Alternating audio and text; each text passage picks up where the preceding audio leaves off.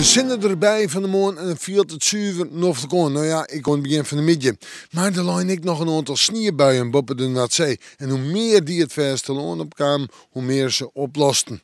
Ja, en hoe sneeuwsprutsen? Nou, de komende dagen valt het maar de sneeuw naar boven en hebben we volop winterbaar. Dus kunnen de redens uit het vet, zeker als we het gaan over de ijsbaan. Hier bij mij laat de bal zo de veert van de morgen helemaal dicht. De verwachting. Joen en vannacht flink opklaringsmerk kans op een sneeuwbui of een buiken, met name in het kust- en waardgebied.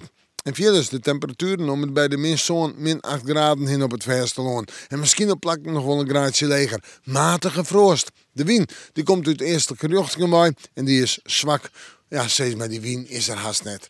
En dan morgen. Hoe dan? Natuurlijk, de kans op gladens hier en daar. Verder de kans op een sneeuwbui of een buiken, met name in het kust- en waardgebied. De zinnen erbij, een winterdag. Maar temperaturen hoe dan tussen de min 1 en de min 3 graden lichte frost. De wind nog altijd in het oostelijke richting en die is zwak, dus restig waar. In de joentijd in de nacht op een matige frost, min 8, misschien een plakmol, min 9 graden. En dan zetten we op naar het fruitzoog. En dan zucht het er toch wel wat oors uit.